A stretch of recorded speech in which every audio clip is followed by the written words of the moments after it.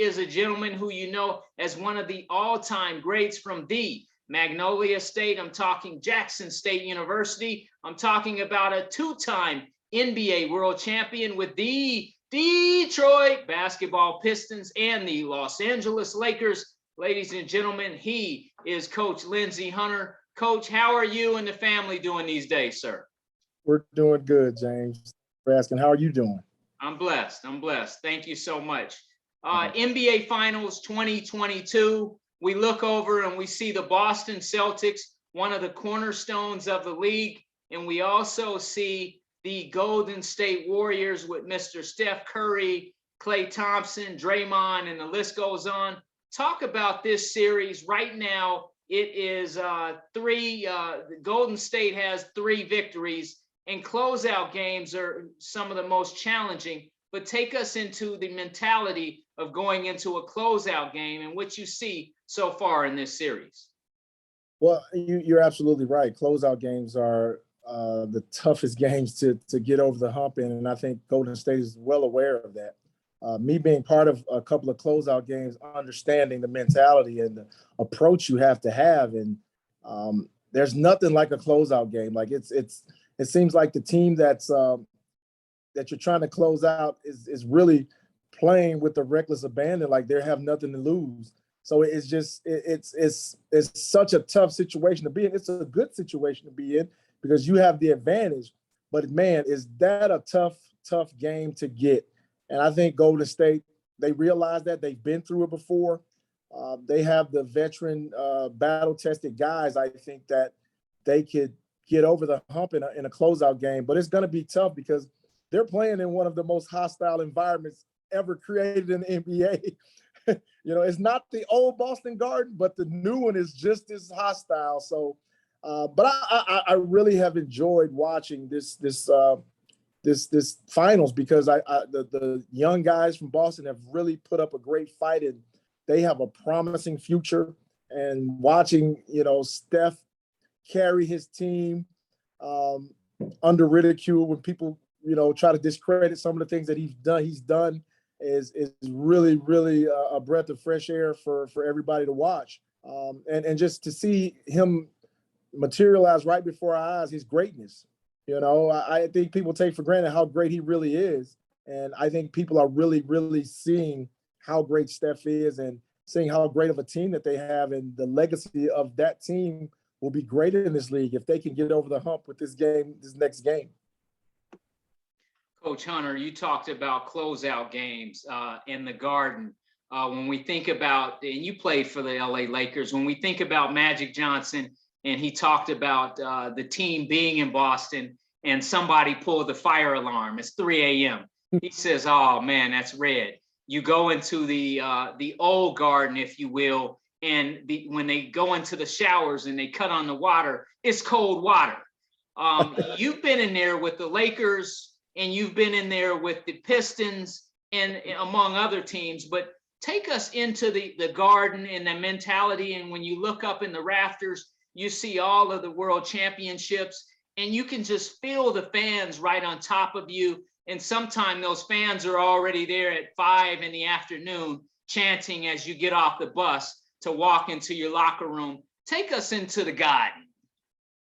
Well, and that's so true what you said. There is a mystique about that Boston arena and their fans, and you can feel it, especially in times like this and in the finals or in the conference finals or in big games. Man, it's a feeling like you can't really explain unless you're there, and you get goosebumps just playing in situations like that.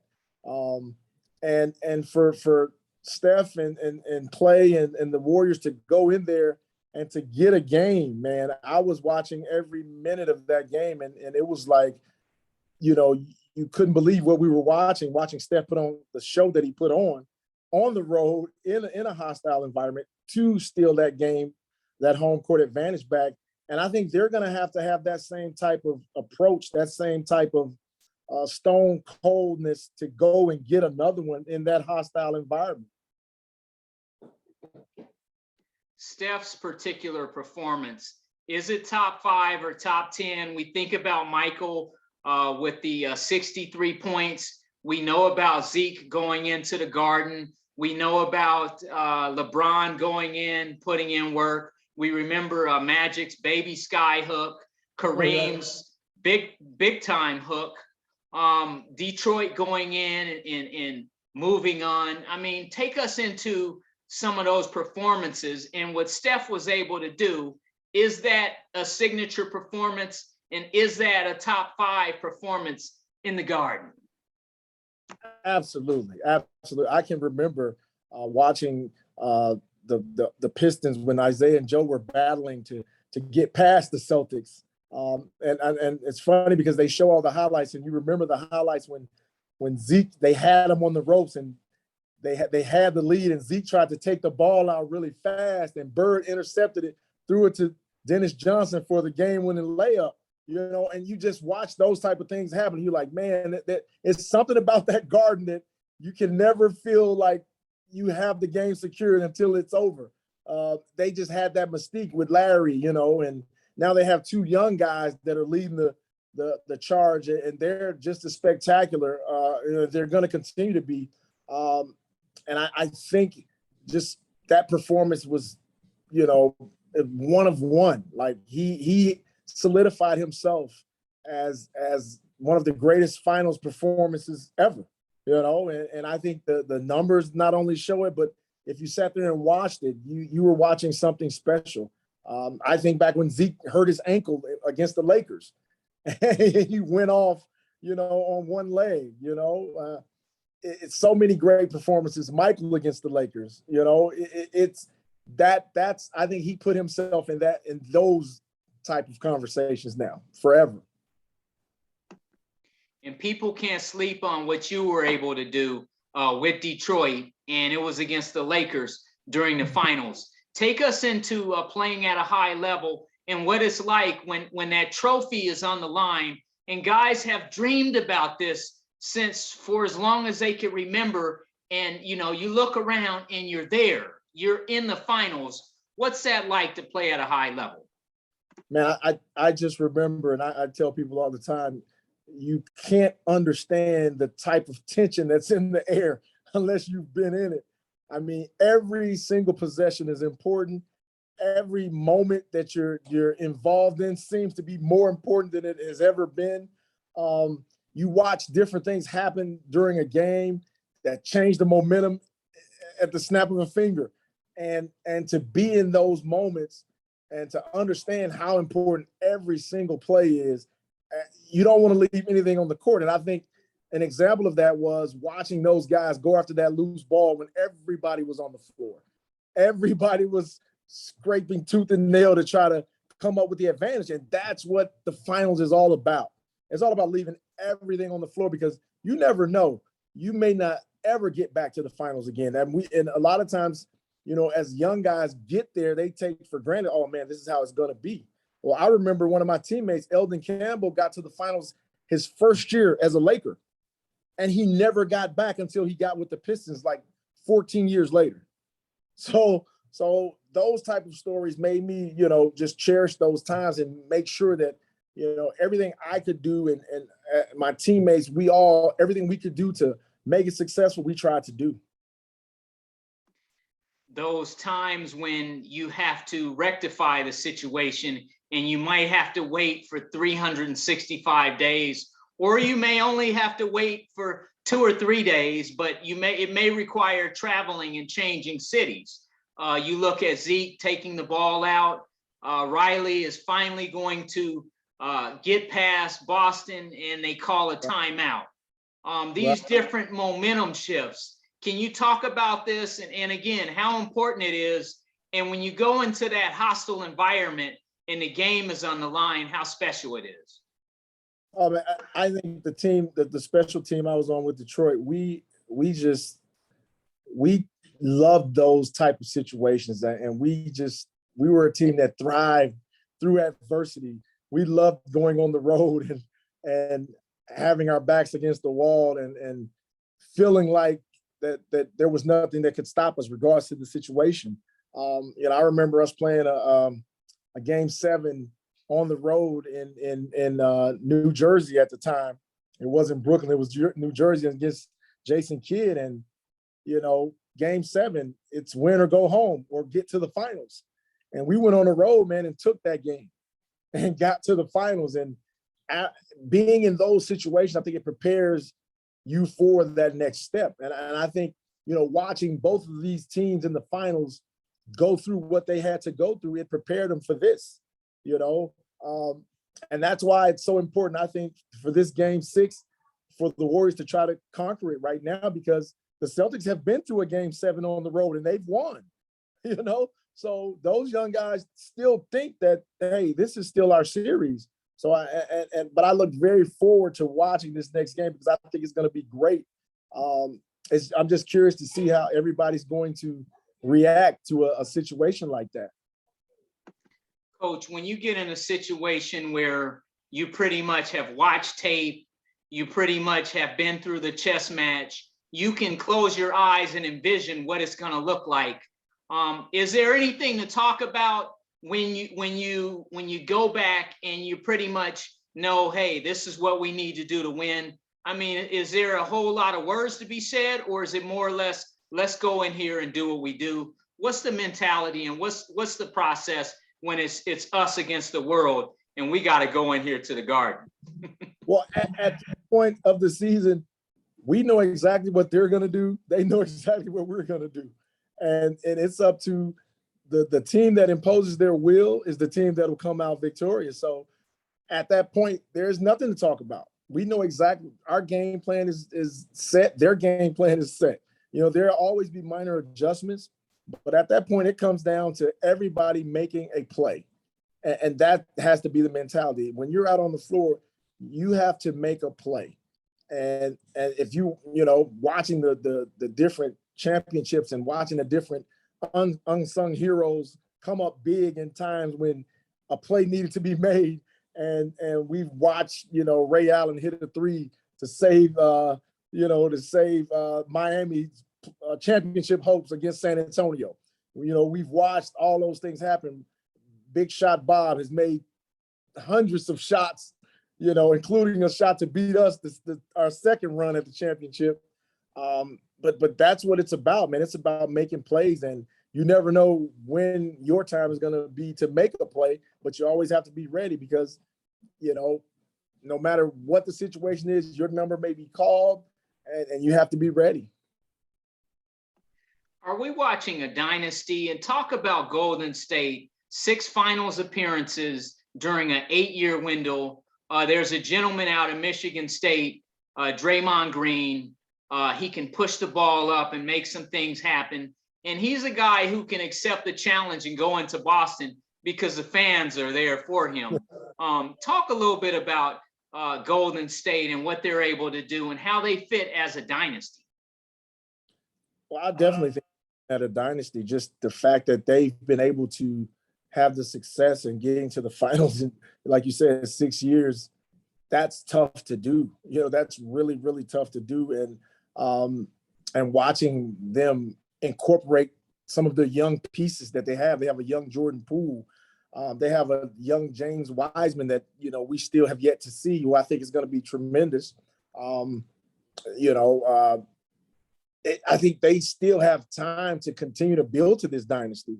And that's the scary part about it. I think as they get those young guys incorporated, it'll be less strain on Steph and Clay and Draymond, and it'll just further their career along and enable them to try to compete for a couple of more, which I think they'll do.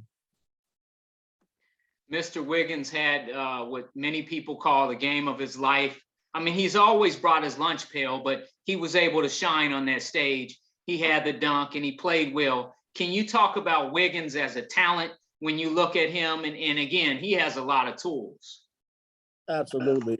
I think to his credit, he joined this team and knowing that he wasn't going to be the focal point of what they do, but he could be such an important part of it. And I think he's become a Swiss Army knife for him. He's been everything they needed. He's rebounded the ball at such a high level, which I think, he had the tools and the capability to do. He just never was in the situation where that was what he had to do. And I think him being in that situation has just helped him flourish so much. And to think about, he's only 27 years old. So he has a lot of basketball ahead of him. And I think him being in Golden State, man, is a perfect fit for him. And he, along with Jordan Poole and Wiseman and some of the other young guys that they have, that's why I think they'll be able to continue this run and to try to fend off the Memphis Grizzlies and the Dallas Mavericks of the world. But it's going to be fun to watch and watch those guys develop. But just watching, how they play together and how he's been able to incorporate himself and, be like you said, a hard-nosed player, not getting all the glamour and, not being recognized as the guy, but just doing those things and being a star in that role. Because there are different types of stars, and he's a star supporting cast player right now. And it's helping them, try to win this finals. Jason Tatum, the young fella out of St. Louis, he has a lot of tools in his game, and he's only getting better and better and better. He's smooth. I think he dropped 27 the other night. Can you talk about Tatum and then also the two-headed monster in Mr. Brown? I mean, he's going to the hole, he's running the floor, and he's special as well. Like I said, they arguably the best 1-2 punch in the NBA right now. And they're young. They're young, hungry, super talented guys. And it's a joy to watch them. Like you said, there's nothing that Tatum can't do on a basketball court. I mean, he can handle the ball, he can pass, he can shoot, he can post, he can finish. I mean, he's unlimited to what he can do. And Brown is right there with him. Brown is right there with him with the size, explosiveness, and being that alter ego pit bull that to Jason Tatum. I think they match perfectly. And we've seen glimpses of them being practically unstoppable at times, so it's a challenge. I know it's a challenge for Golden State, and I enjoy watching, Steph take on the challenge of guarding those guys and those guys being relentless and not, settling and trying to get to the basket. I mean, it's fun basketball to watch, and it it also becomes a chess game of, how we defend this guy. Last game we saw them, they blitz Steph a lot on the pick and rolls. They won't let him play one-on-one anymore. So the other guys got open and they made shots, So the Warriors have made a great, defensive adjustments against those two guys, trying to keep them off that right hand. They're really jumping on their right hand, trying to force them left. And I think it's effective. So it'll be interesting to see game 6, what adjustments they make to try to stop that two-headed monster over there. And to see what Boston does to try to stop the others from helping Steph so much. Coach, Marcus Smart, he's hard-nosed, he's rugged, he's competing, he's playing defense. That's what he does. Can you talk about that gentleman? And again, he's out there really, really competing. He is. And Marcus Smart's a guy that's can play on anybody's team. I think he honestly can, just because of the way he plays, his approach. He's a natural born leader. I know people are kind of criticizing, saying he's not a point guard, but I beg to differ.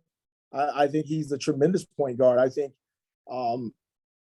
he's just such a competitor, and you love that about him. And he's still relatively young also, so this is their first finals. And I don't look at those guys as the things they can't do. I look at what they can do and how they were able to get here, because the future is extremely bright in Boston, and nobody's going to want to see Boston in the years up to come. And you never know what pieces they may add to these guys, and they're just going to get better and better.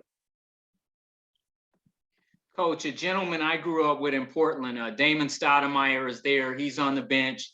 He's with Ime Udoka. He went back to PO and got some of the guys that are basketball minds, Aaron Miles. And when I look at that bench at Boston, I kind of see some guys I grew up with, at least in Damon. Can you talk about, from a coach's perspective, what it's like to have guys that with you on your staff and to really be able to pretty much go mind to mind with guys and get things done because you have guys that are on the same page with you? I think Coach Udoka did a great job of bringing Damon in, because Damon's a great basketball mind. And you always want someone that shares your same focus and goals, but could give you a different perspective, and see something that you may not see. And that I think that's the beauty in the coaching realm, is you always want to be challenged, because we always want to get better. And when you have somebody that has your goals in mind, and we all are pulling in the same direction, you want them to challenge you. You want them to, say, Coach, hey, I think this, or I think, this may work. And, those are the things that make the game so great and so much fun, when you're in it with somebody, that's in it with you, and you can pull upon them when needed. And I see that, when you watch Boston and you watch Udoka coach, you watch those guys and you watch the camaraderie in their coaching staff. And I think it spews over into their team. And it's the same way. They're fiery. They're a fiery bunch. Udoka gets fiery with his guys, and, it works. And I love that about them. Steve Kerr, he's a mastermind. He played with the gentleman on your chest. He's played in several organizations. He even spent time in San Antonio and Portland, among others. But can you talk about what Kerr is doing? And again, we talk about dynasty. We know Mark Brown was there, but talk a little bit about Steve Kerr, and also Coach Brown is there, and they're getting it done. Yeah, they're doing watching the evolution of Golden State and how they, started to play to their strengths, to the strength of Steph, particularly, and Clay. They made it difficult for a lot of teams, and very, very unconventional the way they do things to guard those guys. As a team preparing for them, your preparation is a little different, because you're guarding outside, inside, and it's kind of a catch-22, because if you watch Golden State play and you watch how Steve Kerr and those guys approach the games, they really score a lot of points in the paint, believe it or not. But you're so inclined to, run Steph off the three, run Clay off the three. We don't want to let those guys get going behind that three-point line, but they'll take that. And you watch Steph, he's one of the greatest finishers in the paint. And I think listening to some of the things that Steve Kerr has said, it incorporates that. He's like, hey, we got to get the ball to the basket. We got to get the ball, in the paint, and then we'll kick it out. So, but it's very unconventional. You watch the different. I love watching their offensive flow. I love watching how they meticulously go through their progressions with their offense, and they hit the mid post, and Steph is going to come off a screen and somebody's going to go back door. I mean, I love watching it. And you got to give Steve Kerr a lot of credit to incorporate such a free-flowing but simplistic yet complicated offense. Coach, when you're in the finals and you're on the road, some people even say it's easier to lock in when you're on the road because nobody else is around. It's us against the world mentality. You're at a hotel and you're really just focused. Can you take us into that concept? And what's it like for a Golden State to go into Boston and they have a job to do to try to get it done in 6, as opposed to 2 teams going back to Cali, 1 game, 1 trophy, where anything can happen? Well, you hit the nail on the head. Going on the road, it for some reason, and I know the reasons, you don't have the distractions. You're in your hotel room. You're by yourself. You're with your teammates. There's not many tickets requests. There's not many extra things that you're being asked to do. Of course, when you're at home, there'll be all types of things that people want you to do. People want you to come. Hey, come show your face here. There's an appearance opportunity here. There's all types of extracurricular activities that may distract you from the focus. But when you're on the road, it's just you and your team. And there's no other thing you're thinking about but, hey, let's carry out the plan. Let's go in here and let's try to finish the job now. Because like you said, you come home to a game 7, and I've seen some really strange things happen in game 7s. and nobody wants to be a part of a game 7 that doesn't go your way. So with the opportunity of finishing this series in 6, I think Golden State will do everything in their power to try to get it done. Coach, in closing, you spent some time with the Valley of the Sun, the Phoenix Suns, and what Monty and what CP3 and those gentlemen are doing. Can you take us into Phoenix and give us an overview of what you see with that ball club? And again, the sun is shining bright. The Suns are. They are. And they had a great season. They were the best team in basketball all season long. I watched them, and you could see from top to bottom, they truly were the best team, regular season team that we've seen, and unfortunately for them, I think, CP had an injury. I think just unfortunate, the timing of it.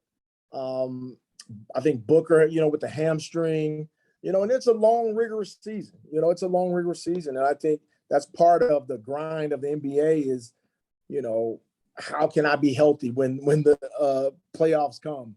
Am I conditioned enough? Did I do enough? Those are the things that as a professional athlete, you try to prime yourself to be ready. I think we watch LeBron, the way he takes care of his body, is phenomenal. And I think more guys are going to start going to that route to have the stability and the longevity, like a LeBron. But watching Monty and what those guys have put together there, they'll be challenging, in the West also. So everybody, it's going to be a great, great NBA season next year. Also, everybody's getting better, and it'll be fun to watch. Westbrook is still wearing the purple and gold, the gold of the Los Angeles Lakers. You've worn that jersey.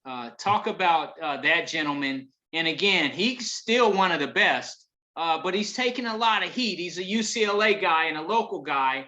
And a lot of people feel like he's not the right fit for his hometown Lakers.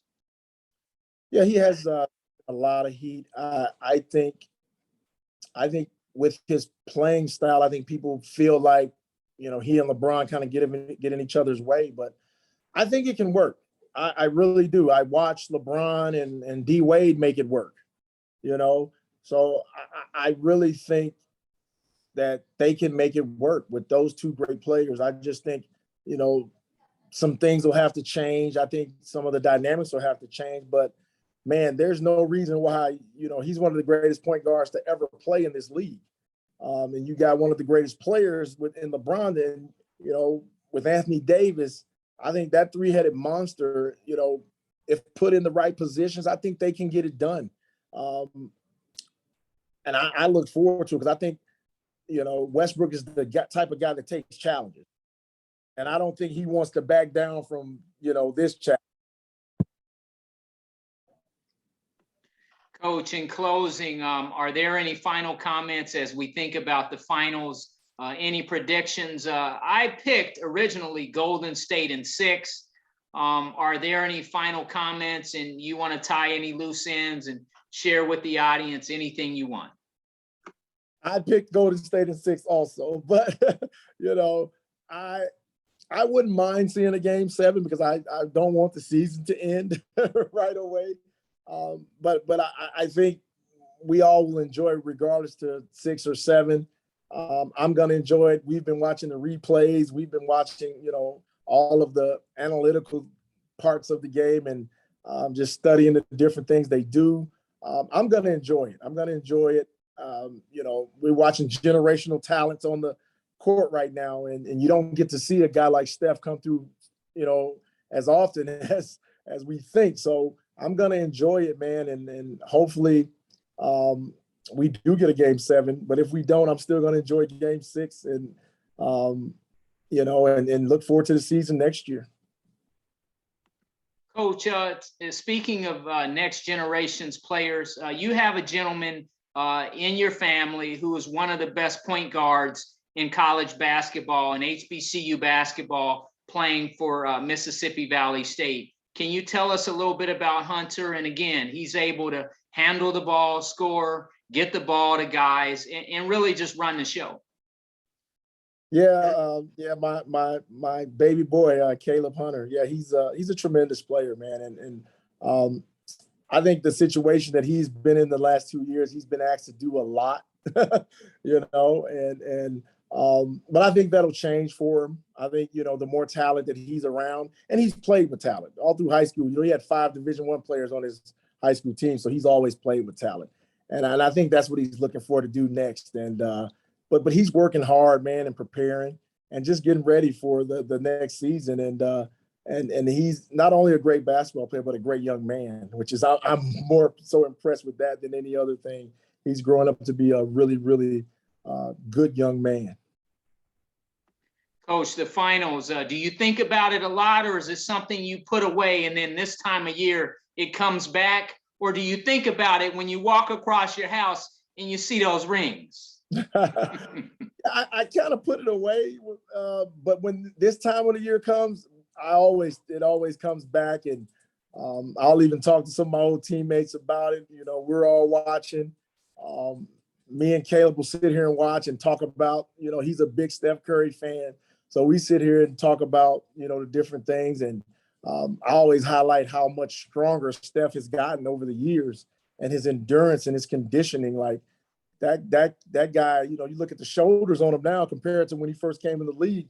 His body is totally transformed, and you can see it in his play.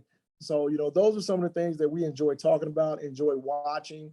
And man, I always think back to those days, because those are some things that nobody can ever take away from you. When you win a championship and you were part of something that was special, that not many people get a chance to do, you really look back and you reflect, and it just gives you those great feelings again.